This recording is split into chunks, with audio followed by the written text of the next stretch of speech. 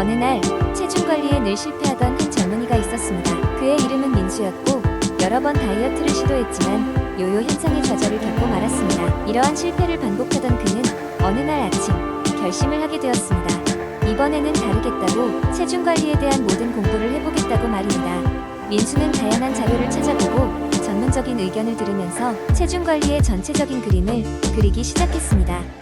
먼저 그는 다이어트는 단순히 식단 조절만이 아니라는 것을 깨달았습니다. 그동안 민수는 한 가지에만 너무 집중한 나머지 전체적인 균형을 놓치고 있었던 것입니다. 첫 번째 중요한 팁은 목표 설정이었습니다. 민수는 무작정 체중을 줄이겠다는 생각에 지쳐 있었지만 이제는 구체적이고 달성 가능한 목표를 세우기로 했습니다. 매주 500g 정도 줄이는 목표를 세우겠다고 결심하며 작은 성공이 큰 변화를 만든다는 사실을 이해했습니다. 두 번째 팁은 식단의 다양성 유지였습니다. 매일 같은 음식을 반복해서 먹는 것은 지루함을 증폭시키고 탈진을 야기할 수 있었습니다. 민수는 식단을 다양한 영양소로 채우고 매일 다른 음식을 시도하기로 했습니다. 이는 단순한 식단 변화뿐 아니라 장기적으로 지속 가능한 식습관 형성에 큰 도움이 되었습니다. 운동에 관한 세 번째 팁으로 민수는 운동을 부담이 아닌 즐거움으로 바꾸기로 했습니다. 전에는 싫어했던 조깅 대신 자전거 타기나 수영 같은 재미있는 운동을 시도했습니다. 이를 통해 그는 운동을 일상의 즐거운 부분으로 만들 수 있었고 체중 관리에도 긍정적인 영향을 미쳤습니다. 네 번째, 민수는 물 섭취의 중요성을 깨달았습니다. 아침에 일어나면 큰 한 잔의 물을 마시고 매 끼니 사이에 충분한 물을 마심으로써 식욕을 조절하는 데 도움을 얻었습니다. 이는 심리적인 배고픔과 실제 배고픔을 구분하게 도와 체중을 효율적으로 관리하게 해주었습니다. 마지막으로 심리적 요인 관리의 중요성을 알게 되었습니다. 스트레스는 폭식을 유발할 수 있었기에 민수는 일기를 쓰거나 명상을 통한 스트레스 관리법을 익혔습니다. 감정 상태와 체중 관리에 밀접한 관련성을 이해한 그는 정신 건강도 체중 관리의 중요한 요소라는 것을 깨달았습니다. 이러한 팁과 트릭을 통해 민수는 체중 관리의 성공을 경험할 수 있었습니다. 이제 그는 다른 사람들에게도 이러한 방법론을 공유하고 있으며 이를 통해 많은 사람들을 돕고 있습니다. 민수의 썰은 체중 관리가 단순한 숫자 조절이 아니라 전체적인 삶의 방식을 바꾸는 것임을 보여주는 좋은 예입니다. 두 번째 이야기, 어느 날 작은 마을에 살고 있는 나이든 철학자 이준수가 있었다. 그는 항상 그의 지혜로운 조언으로 마을 사람들의 삶을 풍요롭게 만들곤 했다. 그 중에서도 이준수는 뇌 건강에 관한 깊은 통찰력을 가지고 있었다. 마을 사람들은 그를 찾아가 뇌를 건강하게 유지하는 방법에 대해 물었고 이준수는 이들을 위해 뇌 건강을 위한 7가지 생활 팁을 소개하기로 결심했다. 첫 번째 팁은 규칙적인 운동이었다. 운동은 뇌에 신선한 산소를 공급하고 신경세포의 성장을 촉진한다네 이준수는 말했다.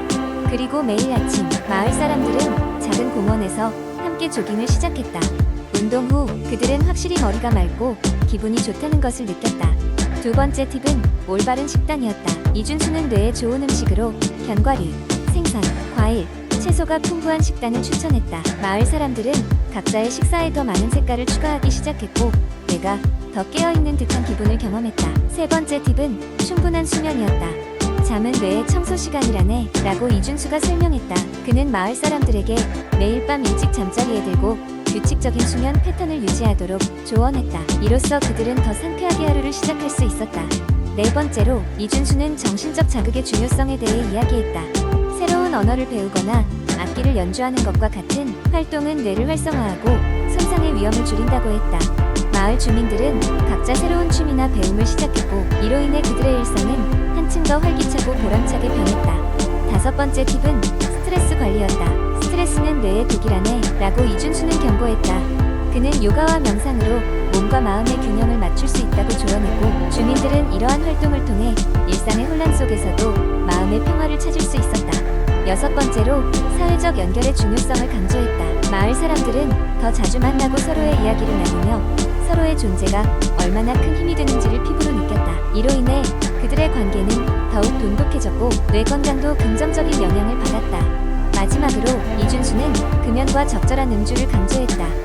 담배와 과도한 음주는 뇌의 적이라네 라며 그는 모두에게 경고했다. 이 조언을 따른 주민들은 건강한 습관을 채택하고 그로 인해 전반적인 건강 상태가 개선되는 것을 경험했다. 이렇게 이준수의 7가지 팁을 통해 마을 사람들은 뇌의 건강이 점차 향상되었고 그들의 삶은 더욱 건강하고 행복해졌다. 이준수의 지혜는 마을에서 세대를 거듭하며 전해졌고 뇌 건강의 중요성은 마을의 핵심 가치로 자리 잡았다. 세 번째 이야기 어느 햇살이 따스하게 비추는 가을 아침. 소피아는 여느 때처럼 동네 카페로 걸음을 옮겼다. 그녀에게 아침 커피는 하루를 시작하는 필수적인 의식이었다. 카페에 들어서자마자 맡아지는 진한 커피 향에 기분이 더욱 좋아졌다. 그녀는 바리스타에게 간단한 인사를 건네고 평소 자주 마시는 아메리카노 한 잔을 주문했다. 커피를 기다리며 소피아는 최근 친구들과의 만남에서 들었던 커피와 카페인에 대한 이야기가 떠올랐다. 어떤 친구는 커피가 집중력을 향상시키고 피로를 덜어주는 데 도움을 준다고 이야기했고, 또 다른 친구는 커피를 과도하게 마시면 불안함과 수면, 잠에 같은 부작용이 있을 수 있다고 걱정했다. 소피아는 커피를 한 모금 마시며 이 두 가지 상반된 의견을 잘 알기 위해 조사하기로 마음먹었다. 첫 번째로 그녀는 카페인이 우리의 몸에 어떤 긍정적인 영향을 미칠 수 있는지 알아보았다. 카페인은 중추신경계를 자극하여 정신을 맑게 하고 단기적으로 집중력과 주의력을 향상시킨다고 알려져 있었다. 뿐만 아니라 카페인은 아드레날린 분비를 촉진해 운동 퍼포먼스를 향상시키는 데도 도움을 줄 수 있었다. 실제로 아침 운동 전에 커피를 한 잔 마시면 에너지가 넘쳐나는 것을 경험한 적도 있었다. 그러나 이러한 장점 뒤에는 단점도 있었다.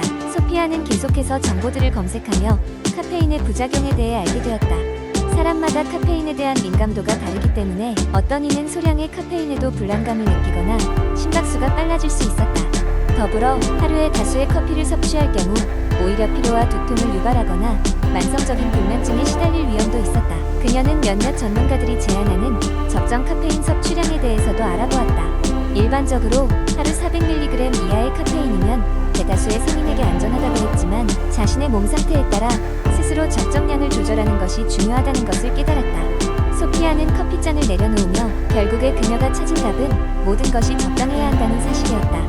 너무 많은 것도 너무 적은 것도 아닌 자신의 생활 패턴과 몸 상태에 맞춘 스마트한 커피 섭취가 필요했다. 그리고 무엇보다 커피를 마시며 친구들과 나누는 즐거운 대화가 그녀에게는 가장 큰 행복임을 느끼고 있었다. 결국 커피는 그 자체로 아름다운 순간을 선물해주지만 그 안에 담긴 카페인의 두 얼굴을 잊지 않고 현명하게 소비하는 것이 중요하다는 것을 소피아는 깊이 깨닫게 되었다. 그녀는 커피를 마시면서 오늘 하루도 잘 버텨보자고 다짐하며 카페를 나섰다. 네 번째 이야기. 옛날 옛적 작은 마을의 불안 해소의 달인이라 불리는 마리아라는 여인이 살고 있었습니다. 마리아는 어린 시절부터 불안감에 시달렸지만 약에 의존하지 않고 자연의 힘을 빌려 이를 해소하는 법을 터득하였습니다. 그녀는 자신이 발견한 자연치유법을 마을 사람들과 공유하며 많은 이들의 마음의 평화를 찾는 것을 도왔습니다. 첫 번째 방법은 명상이었습니다. 마리아는 매일 아침 해가 뜨기 전 동산 꼭대기로 올라가 조용히 앉아 명상을 하곤 했습니다. 깊은 호흡과 함께 자신의 내면의 소리에 귀를 기울이며 마음의 평정을 찾는 것이 그녀의 일과였습니다. 마리아는 명상을 통해 마음을 정화하고 하루를 긍정적으로 시작할 수 있었습니다. 두 번째로 그녀는 자연과의 교감을 강조했습니다. 마을 사람들에게 매일 최소 1시간이라도 주변 숲이나 들판을 산책할 것을 권장했습니다. 자연에서 보내는 시간은 마치 마음의 청소부 역할을 했습니다. 붉은 노을을 바라보거나 가을의 낙엽을 밟으며 느끼는 감성은 그 자체로 힐링이었습니다. 세 번째 치유법은 예술 활동이었습니다. 마리아는 종종 오두막에 모여 마을 사람들과 함께 노래를 부르고 그림을 그리며 하루의 피로를 풀었습니다. 예술은 마음속 깊은 곳의 감정을 자연스럽게 끌어내어 표현할 수 있게 해주는 도구였습니다. 이렇게 창작의 즐거움 속에서 사람들은 내면의 불안을 해소할 수 있었습니다. 네 번째로 그녀는 일기 쓰기를 권장했습니다. 매일 저녁 하루 동안 있었던 일들과 느낀 감정을 적어보라고 했습니다. 이 과정에서 마을 사람들은 스스로의 감정을 더욱 깊이 이해할 수 있었고 불안한 마음 역시 종이에 풀어내며 정리할 수 있었습니다. 마지막으로 다섯 번째 방법은 커뮤니티와의 소통이었습니다. 마리아는 정기적으로 마을 주민들을 모아 서로의 이야기를 나누고 함께 고민을 해결해 나가는 시간을 가졌습니다. 사람들은 혼자가 아니라는 느낌을 받으며 심리적 안정감을 찾을 수 있었습니다. 이렇게 마리아의 자연치유법은 마을 사람들에게 깊이 스며들어 불안을 해소하는 데 큰 힘이 되었습니다. 그들 각각의 삶 속에서 작은 변화가 일어났고 점차 마을 전체가 자연과 조화를 이루며 살아가는 방법을 배워갔습니다. 이러한 자연치유법은 훗날 많은 지역으로 퍼져나가 사람들 사이에서 끊이지 않는 이야기거리가 되었습니다. 다섯 번째 이야기. 모던 라이프 스타일에서는 하루 종일 컴퓨터 앞에서 보내는 시간이 많아짐에 따라 몸의 긴장과 피로가 쉽게 쌓입니다. 저 역시 많은 시간을 책상 앞에서 보내다 보니 어깨가 뭉치고 허리가 뻐근해지곤 했습니다. 그러던 중 친구가 권해준 집에서 쉽게 할 수 있는 요가 스트레칭을 시작하게 되었습니다. 처음 요가 매트를 깔고 앉았을 때 어디서부터 시작해야 할지 몰랐습니다. 그래서 유튜브 영상을 찾아보며 기초적인 동작 몇 가지를 골라서 따라하기 시작했습니다. 첫 번째로 시작한 동작은 캣카우 스트레칭이었습니다.